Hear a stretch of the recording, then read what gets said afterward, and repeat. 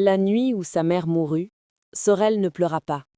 Il resta assis sur le seuil de la case, les yeux secs, le regard vide, pendant que le vent faisait claquer les tôles comme des tambours funéraires. Ce n'était pas le choc qui l'avait vidé de ses larmes, c'était la certitude. Il savait, depuis longtemps. Dans le village de Koumbé, on disait souvent que certaines familles naissent avec une dette invisible, une dette qu'on ne rembourse ni avec le travail, ni avec la prière, une dette qui exige autre chose. Chez les Dossou, la dette avait un nom, Sorel. Il vivait à l'écart du goudron, dans une poussière rouge qui collait aux pieds et aux rêves. Une maison trop petite pour contenir 8 enfants, 2 parents, et l'espoir immense qu'ils avaient placé dans l'aîné, Sorel. Dès sa naissance, Maïmouna avait compris. Il avait crié trop fort, ses yeux étaient trop ouverts, et les anciens avaient hoché la tête.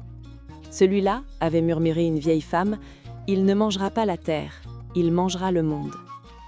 À partir de ce jour, tout fut organisé autour de lui. Les autres enfants apprirent tôt à se taire, à marcher pieds nus jusqu'au champ, à accepter que leur repas soit plus petit. Leurs mains durcirent, leurs dos se courbèrent. Mais pas Sorel. Lui allait à l'école. Chaque matin, pendant que ses frères maniaient la houe, il portait un uniforme trop grand pour lui, raccommodé 1000 fois, lavé jusqu'à la transparence. Chaque soir, sa mère le regardait écrire à la lueur d'une lampe fumeuse, comme on regarde un feu sacré. « Tu n'as pas le droit d'échouer », répétait-elle. « Tu n'es pas comme eux. Tu dois nous sortir d'ici. » Elle ne disait jamais « nous aider », elle disait « nous sauver ». Son père, Baba Dossou, parlait peu. Un homme sec, aux mains fendillées par la terre. Quand il parlait, c'était pour dire l'essentiel. « Ton esprit est rapide, mon fils, mais n'oublie pas d'où tu viens. » Sorel hochait la tête. Il comprenait, il travaillait, il excellait. À l'école, il était toujours premier, toujours. Chaque succès le rendait plus précieux et plus prisonnier. Quand il réussit le certificat, on sacrifia un coq. Quand il entra au collège, on vendit une chèvre. Quand il arriva en terminale, il n'y avait plus rien à vendre, sauf les corps. Cette année-là, la sécheresse s'installa plus longtemps que prévu, les champs donnaient peu, les dettes s'accumulaient. Maïmouna maigrit à vue d'œil, mais son regard brûlait toujours du même feu. « Le bac, disait-elle. Après le bac, tout changera. » Puis un soir, Baba Dossou ne rentra pas. On le retrouva à l'aube, étendu au bord d'un champ éloigné. Sa jambe était gonflée, noire, marquée de 2 trous nets. À côté de lui, un serpent écrasé. Le guérisseur arriva, secoua la tête. Le venin est déjà dans le sang. « L'hôpital » cria Maïmouna. « Il faut le sérum, en ville, aujourd'hui. » « Combien » Le chiffre tomba comme une malédiction. Maïmouna resta immobile. Ses yeux glissèrent vers la case, vers la natte, vers la petite boîte en métal cachée sous le lit. L'argent du bac. Personne ne parla. Le souffle de Baba Dossou devint plus court, plus douloureux. Sorel comprit avant qu'elle ne décide. Il vit la lutte dans le regard de sa mère. Il vit le calcul. Il vit le choix. Elle ne bougea pas. À l'aube, son père mourut. On l'enterra le jour même, sans cérémonie, sans pleurs inutiles. La vie devait continuer, le bac approchait. Sorel réussit brillamment. Il n'y eut aucune fête. Seulement une phrase murmurée par sa mère le soir même. « Ton père est mort pour que tu avances. N'oublie jamais ça. » Cette nuit-là, Sorel rêva. Il vit son père debout dans le champ, immobile. Sa bouche était cousue. Ses yeux le regardaient sans colère, mais sans pardon. La ville ne dort jamais. Elle attend. Quand Sorel posa le pied à Cotonou, il comprit immédiatement que ses diplômes n'étaient que du papier. La ville respirait vite, parlait fort, écrasait sans regarder. Des immeubles en béton se dressaient comme des dents, prêts à broyer ceux qui arrivaient pleins d'espoir. Il trouva une chambre dans un quartier surpeuplé. Un carré étroit, aux murs humides, partagé avec les bruits des voisins, les pleurs d'enfants et les disputes nocturnes. Les toilettes étaient communes. L'eau, capricieuse. L'électricité, un luxe intermittent. Mais Sorel s'en fichait. Il avait survécu au champ. Il survivrait à la ville. Il s'inscrivit à l'université, filière économie. Les cours étaient bondés, les professeurs parlaient vite. Ici, personne ne connaissait son nom. Personne ne se souciait qu'il ait été premier partout. Il travailla comme jamais. Le jour, il suivait les cours. La nuit, il étudiait à la lueur d'une lampe quand le courant disparaissait. Il sautait des repas. Il comptait chaque pièce. Au village, sa mère appelait. « Tu tiens bon ? » ?»« Oui, maman. »« Tu n'as pas le droit de flancher, on compte sur toi. » Toujours cette phrase, toujours cette pression. Les années passèrent. Sorel validait tout. Licence en poche, mention solide. Le jour où il appela sa mère pour annoncer la nouvelle, il souriait pour la première fois depuis longtemps. « Maman, j'ai signé, j'ai mon diplôme. » Un silence. Puis sa voix sèche. « Et ça donne combien par mois ?» Sorel resta figé. « Maman, je vais chercher du travail maintenant. »« Maintenant ? Tu crois que ça nourrit une famille, maintenant ?» Elle raccrocha. Ce jour-là, quelque chose se fissura en lui. La recherche d'emploi fut une humiliation continue.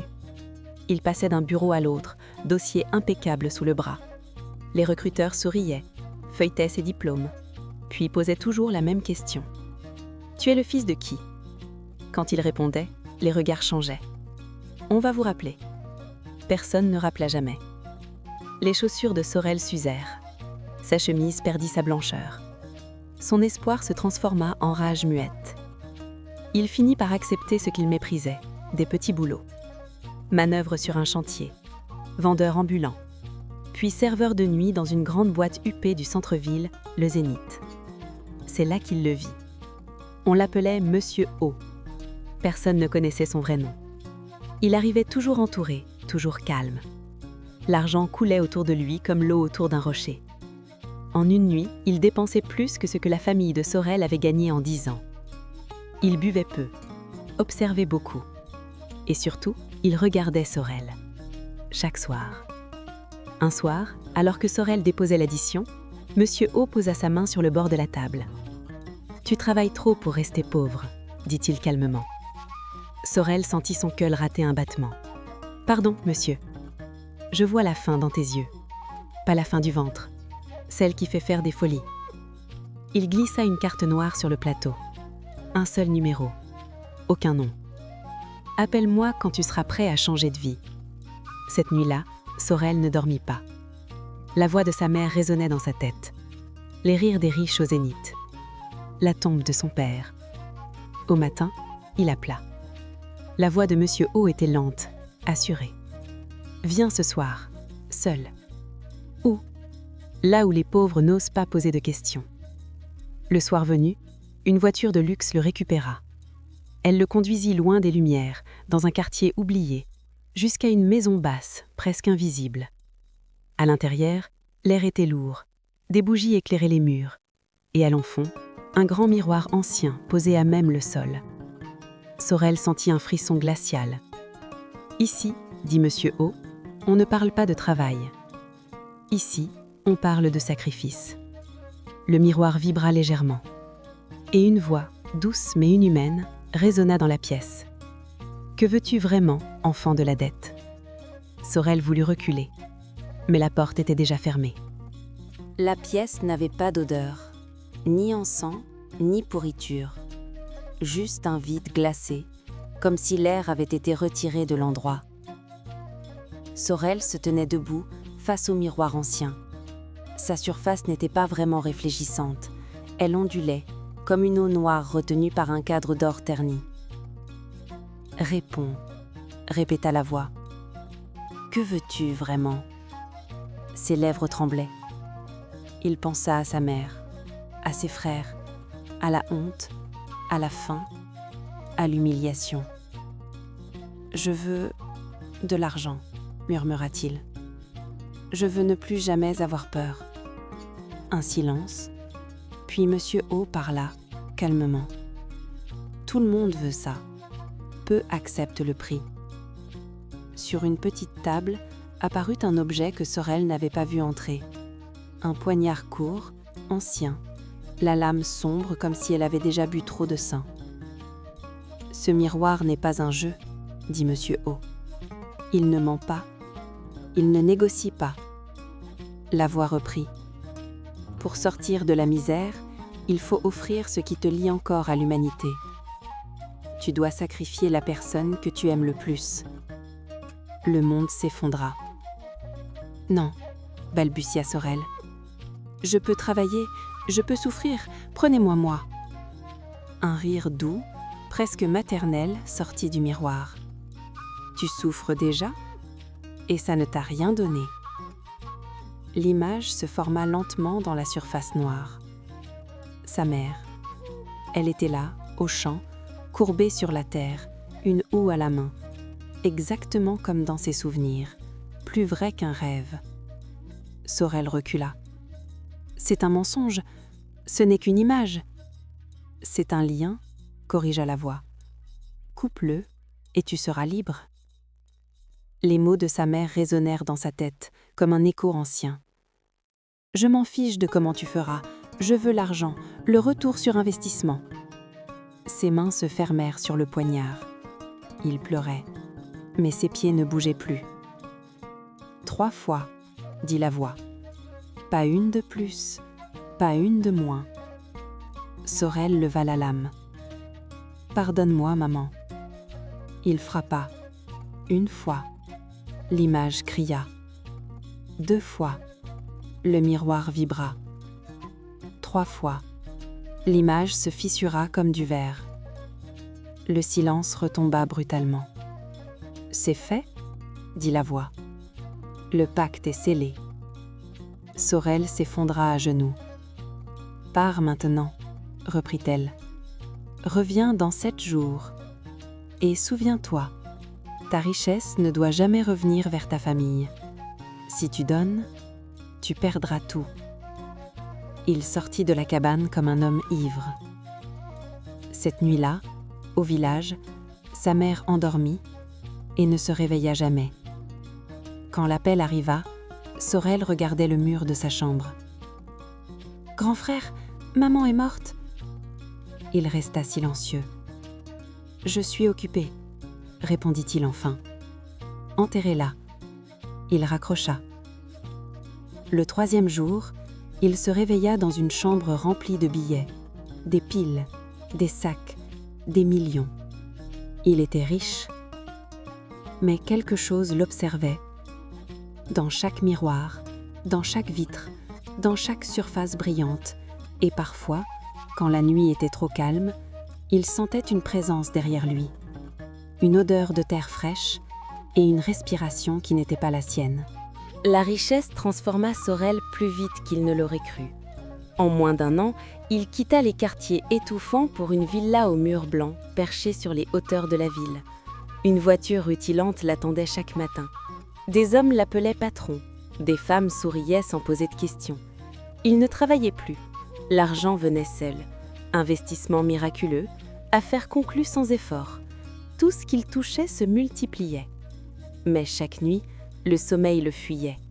Il rêvait de champs, de terre humide, de doigts sales qui grattaient à l'intérieur de son crâne.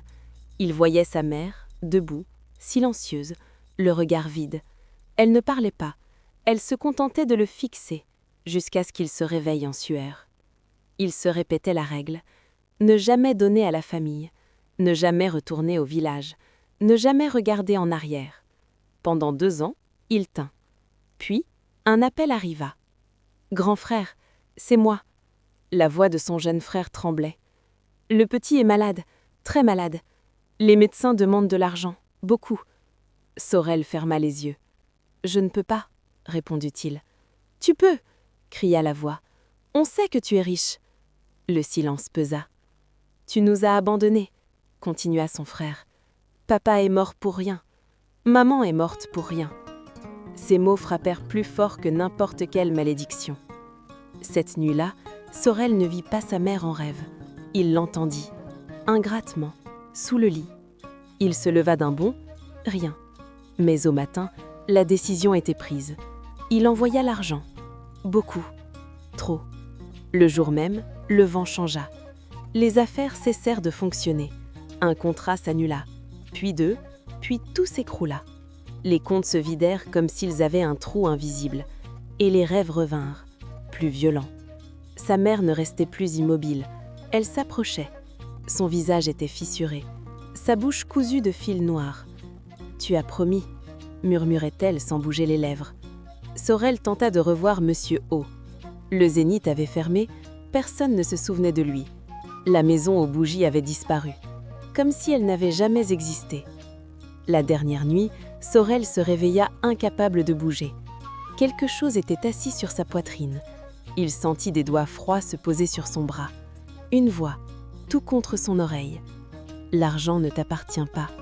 Ta vie non plus. » Au matin, on retrouva Sorel dans sa villa, assis sur son lit, les yeux ouverts, le corps intact.